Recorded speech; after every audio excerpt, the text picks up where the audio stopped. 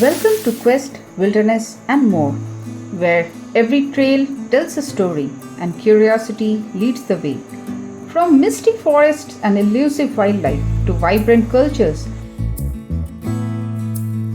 soulful stays and winding roads, this space captures the wild, the wonder, and everything in between.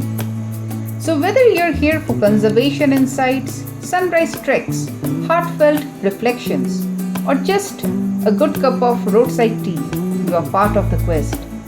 Let's wander soulfully and protect fiercely, not with fences, but with deep understanding, compassion, and care. Because to truly coexist, we must honor every trail we walk and do our bit to keep our planet clean, thriving, and alive. In this journey, we explored the quiet resilience of the Zongar Chode Monastery, nestled near Nagarhole's forest edge. We stay at the serene JLR Kings Sanctuary, where nature and comfort coexist. Our room, the Maharaja Cottage, offers a regal retreat wrapped in mango orchards and birdsong. We ventured into the monsoon-kissed wilderness through a safari from Virana Hoshahalli Gate, where the forest floor turned to slush and the journey became as wild as the creatures we sought. And we soaked in all that JLR had to offer, from nature walks to bonfire evenings and the quiet thrill of spotting wildlife in their element. Stay with us till the end and share your reflections in the comments below, because every trail walked is richer when stories are shared. To reach JLR Kings Sanctuary from North Bangalore, there are two main routes. One winds through Hebbal and Yashwantpur, eventually merging onto Mysore Road and NH 275. But as traffic builds up hour by hour, this path often turns into a slow crawl, something Google Map doesn't always warn you about. So we chose the quieter way, passing through Dovaspet, connecting to the nice ring road, and finally merging with NH 275. It's relatively traffic free and your mileage won't suffer. The roads may not be perfect at some stretches, but the journey flows, letting you arrive with more patience and less frustration. Sometimes the scenic route isn't the slowest, it's the smartest.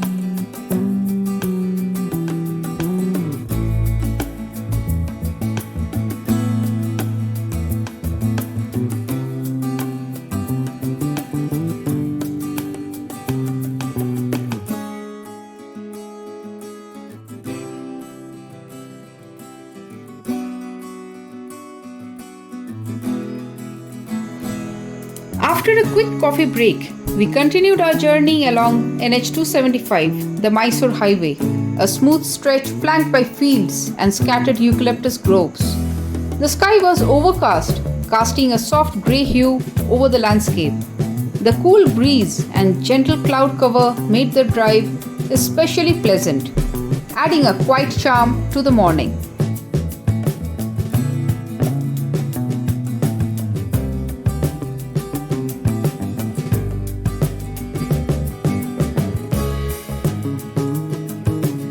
We made a planned stop at Vaishali, a popular restaurant near Channapatna, known for its spacious parking, clean restrooms, and comforting South Indian fare.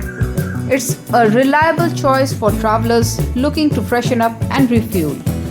We ordered crispy masala dosa, soft idli vada with spicy chutney, and some strong black tea.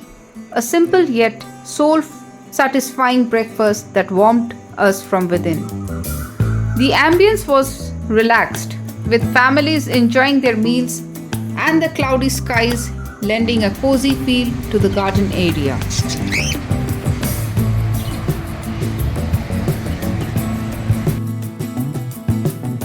With that being said, we went ahead towards Hunsu.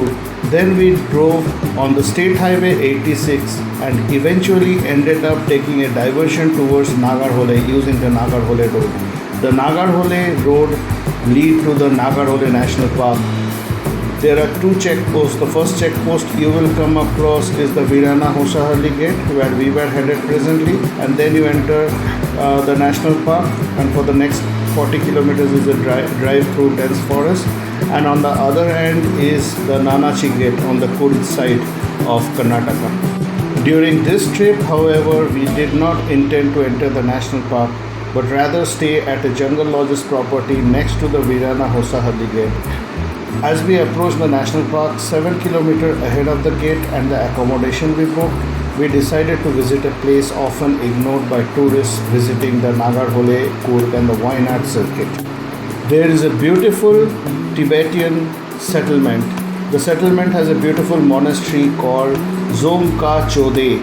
Though most tourists visiting this part of Karnataka are more attracted to the well-known Tibetan settlement called Bailekupe towards northern Kurg, where there is this golden temple monastery or Nagarhole Monastery, we feel this lesser known one, deserves more attention than it presently gets. Obviously, this is not as touristy as Nagarhole.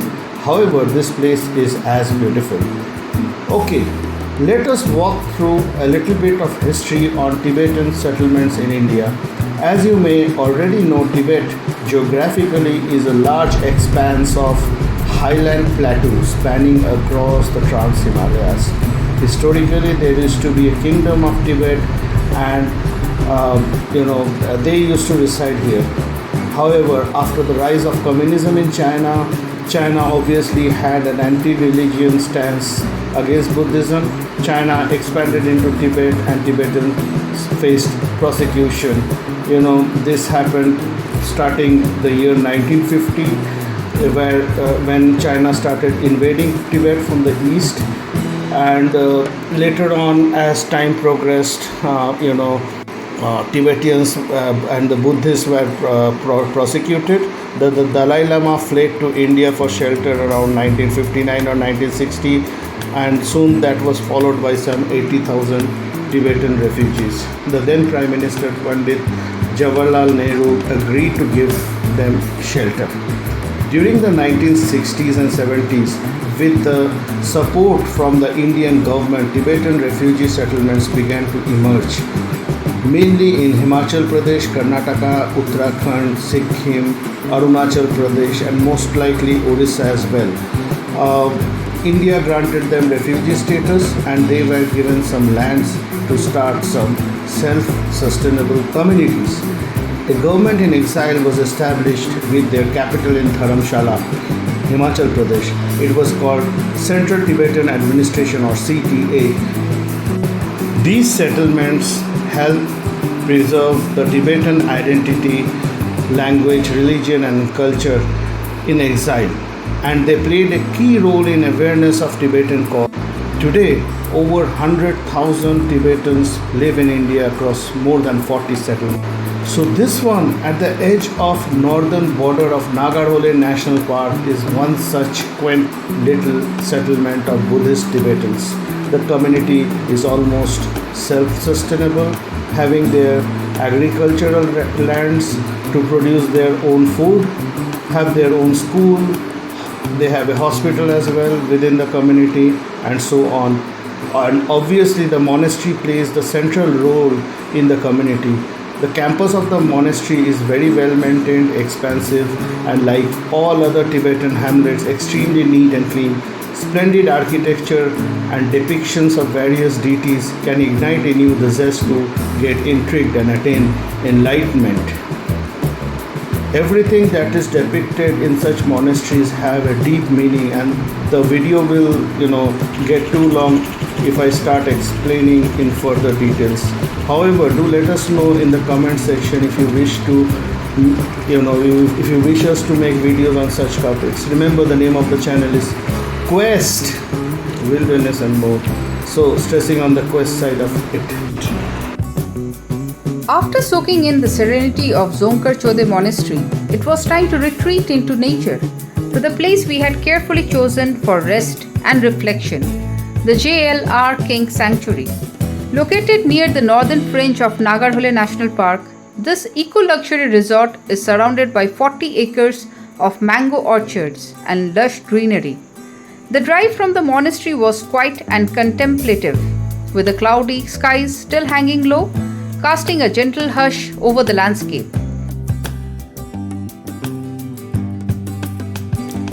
As we entered the gates of JLR Kings Sanctuary, it felt like stepping into a green paradise. The property, nestled near Nagarhole, was wrapped in lush mango orchards and the soft hush of the forest. Our first stop was the Golghar, a circular open-air structure that doubles as the reception and dining area. This is where guests check in and later gather for hearty buffet meals under the canopy of trees. We were greeted with a refreshing glass of lemonade, a simple yet thoughtful welcome drink that instantly cooled the travel fatigue. The staff requested valid ID proof for each guest, a standard procedure to ensure smooth check-in. After the formalities, Mr. Suresh greeted us with a warm smile and escorted us in a battery car. He loaded our luggage while Diganta parked our vehicle and joined us shortly after. As we drove through the property, Mr. Suresh shared details about the various activities available, from nature walks and bird watching to safaris and bonfire evenings.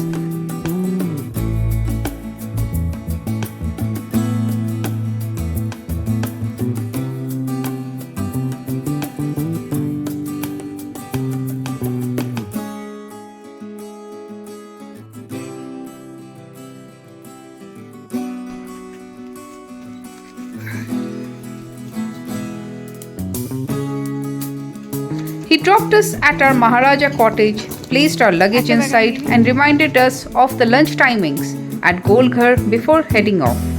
The cottage stood like a quiet retreat, elegant, earthy, and surrounded by green. The forest was already beginning to whisper. So the room they allotted us in the Maharaja package, just have a look at it. So this being the entrance, there is a massive, living room area with sofa and there was a small kitchenette kind of area. There were two folding beds. This was the one, and the another one is right there next to the balcony. So there is a small dining table as well. See, two individuals folding single beds.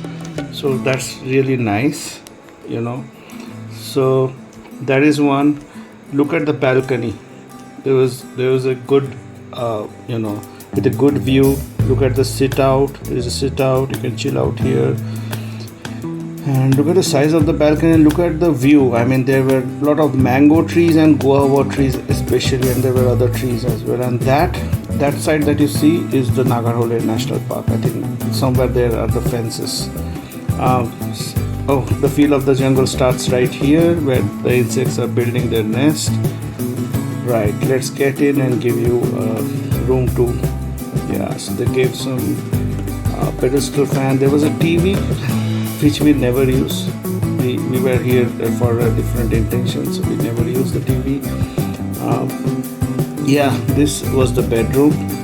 Good big king size bed. You can see there were closets, there were extra pillows and extra blankets. There was locker as well. There were two of the such closets actually. I mean, for just one night stay, we didn't need all of it. So this is the size of the bed. The bed was kind of not made of. I mean, it was made of bamboo sheets, I guess. Yes, so these are the closets. Look at the ceiling and some kind of brick kind of work in the ceiling. Of course, there was AC. Yeah, look at the furnitures. I mean, there's the old world charm, attached to it. Below the TV, there was some more space. I mean, we didn't really utilize all of this, right? There was a mirror. I don't know. Yeah. So, and yeah, the just beside the bathroom there was a good area for keeping your shoes and stuffs. The bathroom had a tub, and the bathroom was fairly well maintained, nice, plush. Maybe there was a little bit scope of improvement in terms of maintenance, but it's fine really. At 3:50 in the evening, we gathered near the Golghar, which serves as both the reception and dining area at the JLR Kings Sanctuary. Our driver Murthy and guide Shekhar were ready to accompany us for the evening safari. Safari vehicles are required to report at the safari gate before entering the forest, a standard protocol for all guests. This safari was planned not with high expectations of big cat sighting, but to enjoy the lush greenery and experience the jungle during the monsoon season. The forest was vibrant and alive, though the roads were slippery due to recent rains. We were fortunate to spot birds, various species active during monsoon. Indian gore,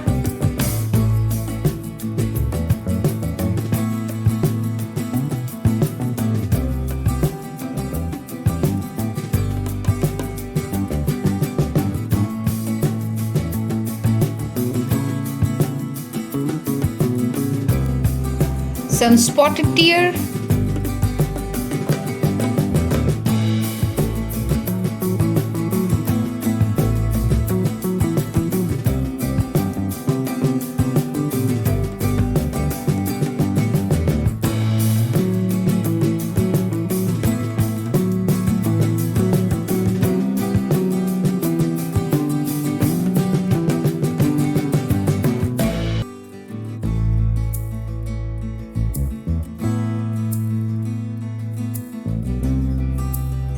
sambar deer.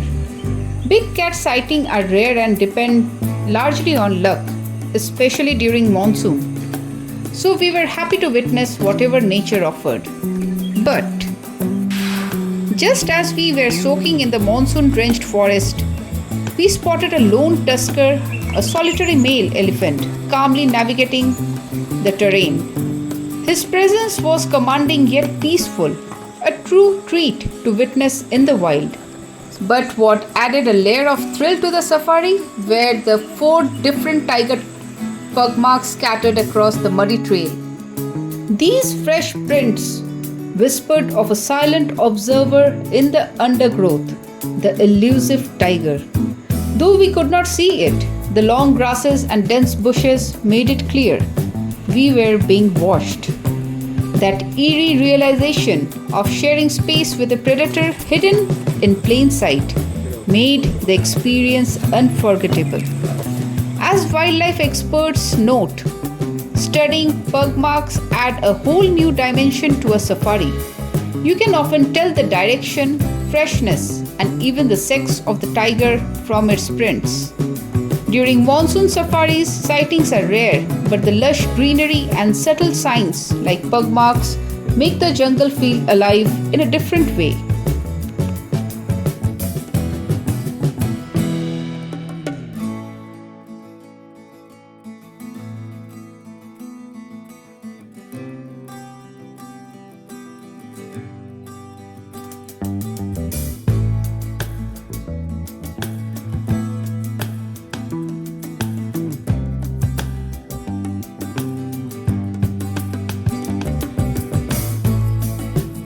After a safari that wasn't entirely disappointing, we returned to the resort around sunset. A refreshing hearty awaited us at the Golghar, offering snacks and warm beverages, a perfect way to unwind.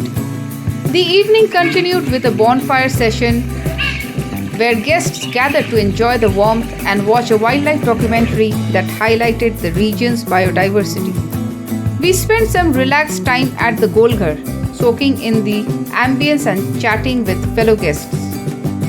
The dinner, like every other jungle lodge's experience, was served at Golghar. There was an expansive buffet spread. After a sumptuous meal, we headed back to our room and went straight to bed for a well-deserved rest. The next morning, we had a hearty breakfast at Golghar. After packing up, we checked out and began our journey back to Bangalore, carrying memories of misty forests, quiet sighting, and warm hospitality. Thank you for joining us on this journey through nature, serenity, and adventure. If you enjoyed this video, don't forget to like, share, and subscribe to our channel. We would love for you to share it with your like-minded friends who appreciate wildlife, travel, and storytelling as much as we do. Stay tuned for more explorations from Quest, Wilderness, and more, where every journey has a story. Thank you.